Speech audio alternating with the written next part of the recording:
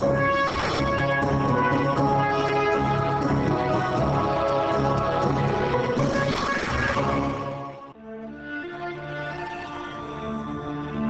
45 ans, Haris Manzouratos n'a que rarement quitté la lagune de Mesolonghi à 300 km à l'ouest d'Athènes. Sa vie, c'est la pêche. Selon une technique ancestrale, les pêcheurs ouvrent l'accès à la lagune au printemps pour que les poissons viennent s'y reproduire, puis ferment les portes.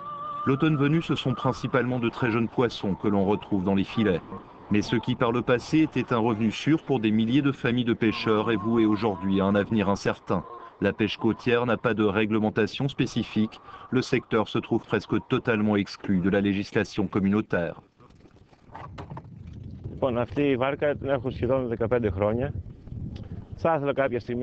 Regardez l'état de mon bateau. Il a 15 ans.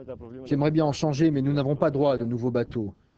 Il y a de nombreux problèmes bureaucratiques et je n'ai aucune envie de me lancer dans ces démarches inutiles. Il y a aussi des problèmes financiers. Comment obtenir des fonds européens? Personne ne nous le dit.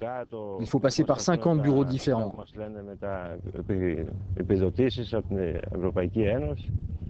La situation d'Haris est symptomatique, car même si avec 18 900 bateaux, la Grèce possède la plus grande flotte d'Europe, elle n'est qu'en 12e position au niveau de la quantité de poissons pêchés. La Grèce n'a pas su moderniser sa flotte de petits bateaux à temps. Première touchée par cette mauvaise gestion, la pêche côtière. En Grèce, elle est pourtant vitale d'un point de vue socio-économique. La vie le long des 13 600 km de côte du pays est inimaginable sans ces bateaux. Certains députés européens tirent la sonnette d'alarme. Stavros Arnotakis a invité ses collègues à venir se rendre compte eux-mêmes de la situation. De loin, le cadre semble idyllique, mais l'ambiance ne doit pas cacher les conditions de vie de ces pêcheurs. Pour ce député allemand, c'est un choc des cultures. Franchement, c'est la première fois que je vois quelque chose de ce type. Vouloir investir encore quoi que ce soit sur un tas d'immondices, c'est peine perdue.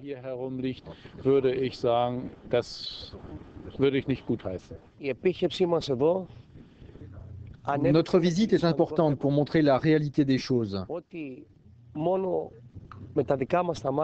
Il est important que les gens voient qu'au XXIe siècle, il y a encore des choses qui se passent, que personne n'imaginait possible, que des gens vivent encore comme cela en Grèce. Ce n'est pas la première fois que les pêcheurs de l'île entendent ces paroles. Aujourd'hui, les pêcheurs comme Sotiris aimeraient plutôt voir des résultats que des députés.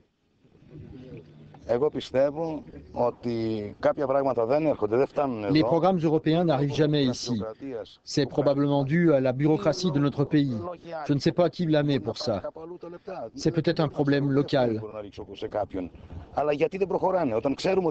Tout le monde trouve cela très joli ici, mais personne ne se bouge vraiment pour développer la région. C'est désolant. Mangez notre poisson et vous goûterez la différence de qualité. Alors, à qui la faute? Au Parlement européen, les eurodéputés semblent avoir compris le message. Ancien président de la coopérative agricole grecque, Ioannis Glavakis, ne peut toutefois que constater le manque d'action des coopératives locales. 18 000 bateaux, 35 000 pêcheurs.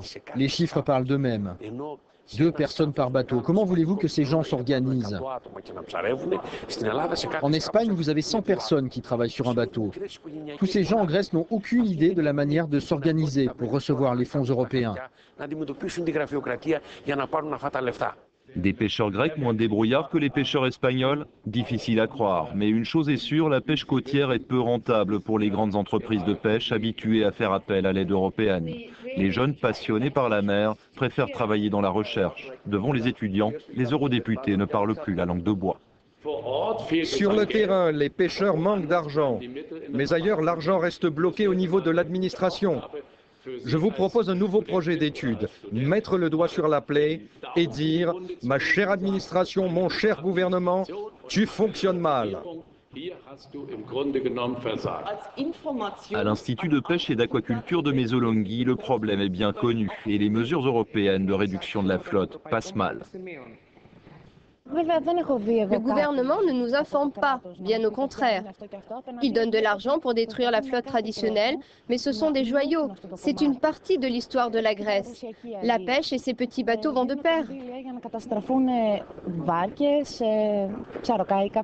Depuis 2001, la flotte grecque a été réduite de 6,5%, mais cela n'a pas amélioré le quotidien des pêcheurs côtiers qui représentent près de 90% de cette flotte. À 77 ans, Lazaros, comme la plupart des pêcheurs, n'y croit plus. Personne n'est là pour nous dire nos droits, ni la ville, ni le gouvernement. Au lieu de ça, ils veulent nous prendre notre travail et nous retirer de la mer. Pour nous envoyer où? Je vous le demande.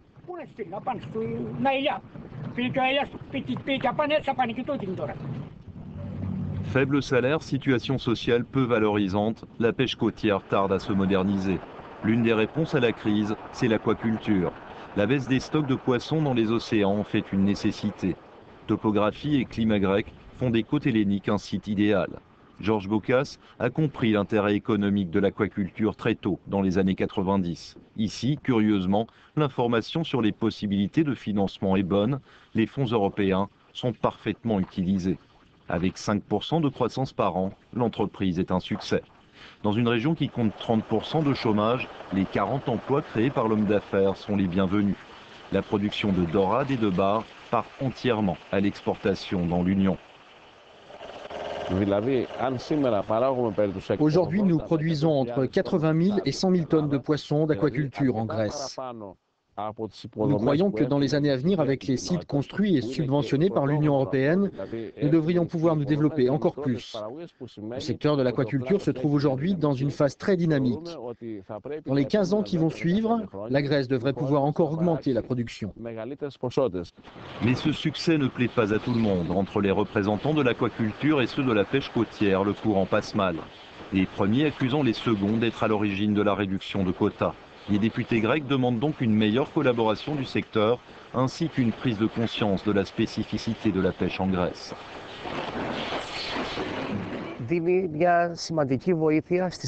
L'Union européenne donne certes une aide importante aux pêcheurs grecs et à leurs familles qui se trouvent sur les petites îles et les régions éloignées des centres de grande affluence. Mais il est important que l'Union ait une approche plus régionale afin de mieux comprendre les problèmes locaux des pêcheurs et ainsi ramener aussi les femmes et les jeunes vers ce métier afin d'améliorer les revenus des familles vivant le long des côtes.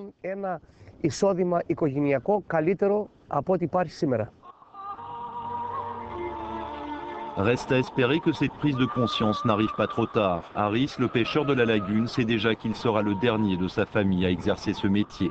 Aucun de ses 5 enfants ne veut reprendre le flambeau.